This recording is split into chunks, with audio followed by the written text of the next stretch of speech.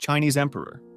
To become the emperor of China, you might start as a king of a warring state, or even a rebel leader. But once you conquer the land, the old title of king is no longer enough. You take the title Huangdi, meaning emperor, to show you are greater than all the rulers before you. You are now the son of heaven. This gives you the absolute right to rule, known as the mandate of heaven. However, this power comes with a catch. If you fail to rule well, or if natural disasters like floods and famines strike, people will believe you have lost this divine support, justifying rebellions to overthrow you. Until that happens, though, your word is law, and your written orders are sacred edicts. You are so far above everyone else that no one is allowed to say or write your given name, as it is a strict taboo. You even use a special word for I, Zhen, which no one else can speak. When people approach you, they must perform the kowtow, bowing deeply to show respect. As the amount of land you own is pretty big, you govern through a massive bureaucracy of officials chosen for their skill rather than their family name. Then, to protect yourself, you might connect defensive walls into a single great wall to stop northern nomads, or build massive canals like the Linku to transport supplies. You are constantly watched, and you live in a palace with an empress, who is the mother of the nation, along with many consorts and concubines organized by rank. You hope to pass your throne to your son, usually the eldest one born to the empress, to keep your dynasty alive, but danger is everywhere. You might face assassination attempts by enemies hiding weapons in maps, or musicians swinging weighted instruments at you. You also have to worry about the people inside your own palace. Eunuchs, the servants who run the court, can gain enough power to manipulate you or forge your will after you die. If you inherit the throne as a child, your mother, such as what happened with Empress Dowager, might rule in your place. Eventually, your dynasty will fall, and a new one will take the mandate of heaven, a cycle that continues for over 2,000 years until the last emperor steps down in 1912. Inca Emperor. If you're the Sapa Inca or the only emperor, you are worshipped as the direct son of the sun god Inti. Your journey to the throne does not strictly follow birth order. Instead, you must prove yourself through rigorous physical and moral trials to show the gods have chosen you. Even as time passes and the position becomes more hereditary, you are never guaranteed the crown simply by birth order. Your father, the current Sapa Inca, looks for the most capable son, not necessarily the oldest. He might test you by making you a co-governor during his lifetime to secure your succession, just as Pachacuti did with his son. Once selected, you rule Tawantinsuyo, the massive realm of the four regions, and you wear the mascapaicha, a royal fringe on your head, while holding a golden scepter. Your life is one of extreme luxury. You sit on a golden throne called an ushno, and you don't even have to walk. You are carried on a litter by noble lords. Your primary wife, the Koya, is often your own sister, ensuring the royal bloodline remains pure, and she acts as a powerful advisor in your government. You do not use money. Instead, you demand a labor tax called mita. In exchange, you provide food and clothing from massive state storehouses to anyone who is hungry or old. You're also likely a master builder, commanding the construction of thousands of miles of roads, hanging bridges, and massive stone fortresses like Sacsayhuaman. You also act as a general, expanding the empire from Ecuador to Chile, perhaps even sailing to distant islands on rafts like Tupac Yupanqui. However, the lack of a clear, fixed succession law remains your greatest danger. Because the most capable son is supposed to rule, your death can trigger a brutal crisis. If you die suddenly from a disease like smallpox, your sons might tear the empire apart fighting for the throne, just as Huascar and Atahualpa did. This division leaves your empire vulnerable, and if you're unlucky, you might see 168 weird people arriving from the sea. You might underestimate such a small group and agree to meet them unarmed at Cajamarca, only to be ambushed and captured. In a desperate bid for freedom, you offer to fill a room once with gold and twice with silver. They accept the ransom, but they do not free you. Instead, they accuse you of treason and execute you by strangulation. That's exactly what happened to Atahualpa, the last Inca emperor, when Spaniards came to his land. Persian Emperor.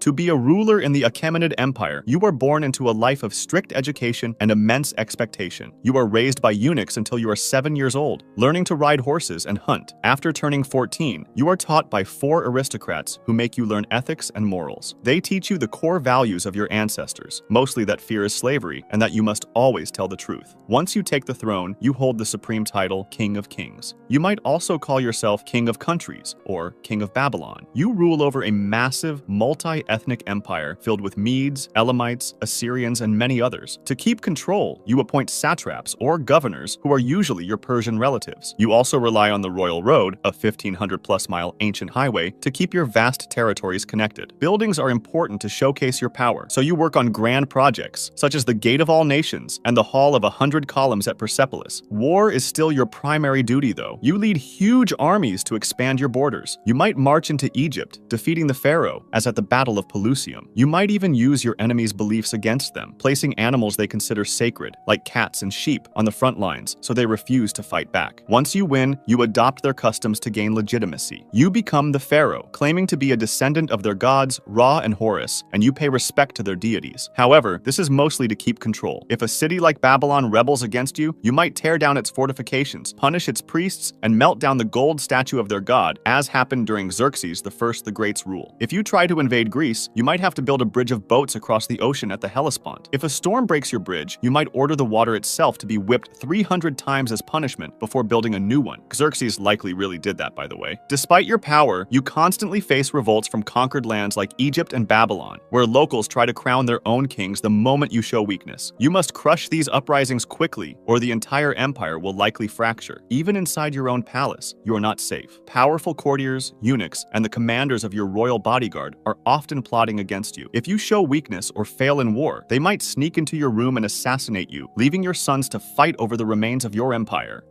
British Emperor.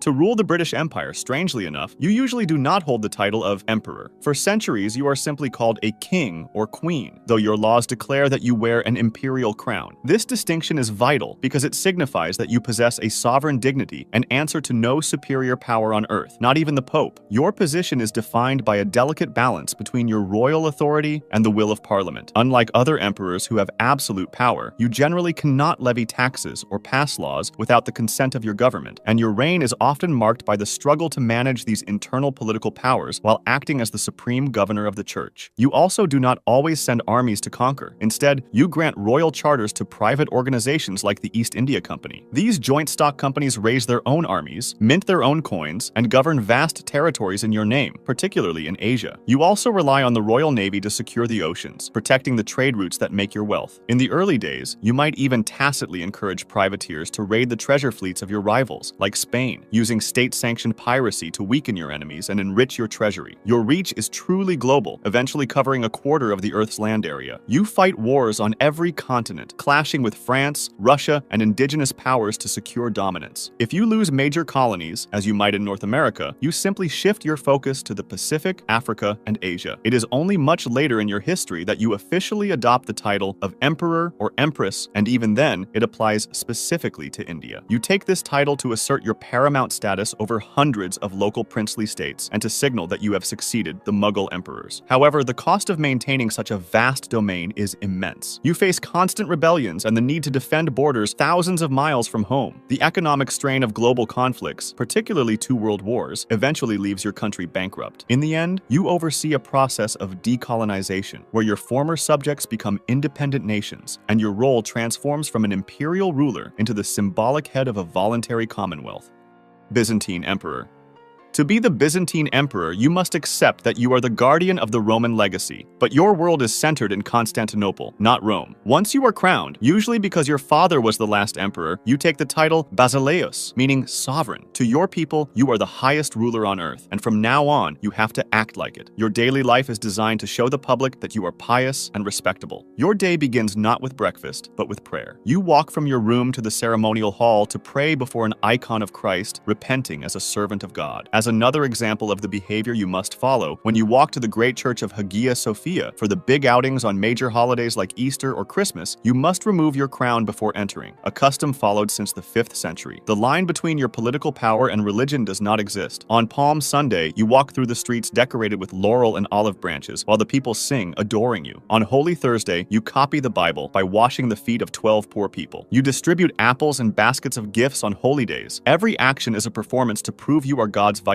Inside the palace, your status is so high that you are forbidden to speak to foreign representatives. When envoys from Italy or other lands arrive, you sit in silence for security and to show your superiority. A high official called the logothete speaks in your name while you remain a silent, distant statue of power. However, you cannot stay in the palace forever. Your empire is often under attack from Persians, Avars, or Arabs. When you go on long military campaigns, you send letters back to the Patriarch of Constantinople describing your success. He reads these letters to the people in St. Sophia so they know what you are doing. If you are victorious, you return to the capital for a massive triumph. You process down the main street surrounded by torchbearers and the smoke of incense, followed by your guards, your prisoners of war, and the trophies you captured. However, the reality of your reign is often brutal. You might have to melt down church treasures just to pay your army. You might defeat the Persians and recover the true cross, only to see your empire crumble again under a new invasion from the Arabs. You may lose vast territories like Syria, Egypt, and Mesopotamia. You might try to fix religious divisions with a new doctrine, only to be called a heretic.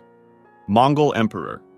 To become the Great Khan, or Khagan of the Mongol Empire, your path is not guaranteed by birth. While you might inherit property as the youngest son, the title of Khan does not automatically pass to you. Instead, you must be elected at a kurultai, a massive assembly of nobles and commanders. If you are chosen, you become the supreme ruler of the largest contiguous empire in history, a title that signifies you are the universal ruler destined by the sky god Tengri to conquer the world. Once you become the Great Khan, you do not rule from a stone palace, but from a mobile court of thousands of yurts. Since thanks to your military campaigns you're pretty rich, you likely reward loyalty with immense generosity, sharing the spoils of war equally among your followers. However, there's a problem. Since your society is divided into different families and tribes, maintaining loyalty is pretty hard, as people might listen to their clan chief, for example, instead of you. To fix that, you create units of tens, hundreds, thousands, and tens of thousands, where different tribes mix, so every single soldier is loyal only to you, and not any other authority in their own tribe. War is the engine of your empire. You lead campaigns that terrify the world, from Siberia to Persia. Your army is also a master of psychological warfare. If a city resists, like Nishapur or Herat, you might order its complete annihilation, killing every living thing to send a message. This makes other enemies fear you, making it much more likely that they surrender to you immediately. You use every tool available, adopting siege engineers from China and administrative experts from the Muslim world to govern your vast empire. You also establish a network of message riders, the Yam, to communicate across your empire faster than anyone else on Earth. Despite all the wars, the biggest threat to your throne is likely from within your own empire. Not only your own brothers and sons might fight over their inheritance, such as what happened when the empire split into rival Khanades like the Golden Horde or the Ilkhanate, but there's also the shamans. They might try to turn your family against you, forcing you to kill them to maintain control. When you die, they likely bury you in a secret spot, perhaps near a sacred mountain, and the soldiers who carry you there might kill anyone who sees them to ensure your final resting place remains a mystery forever.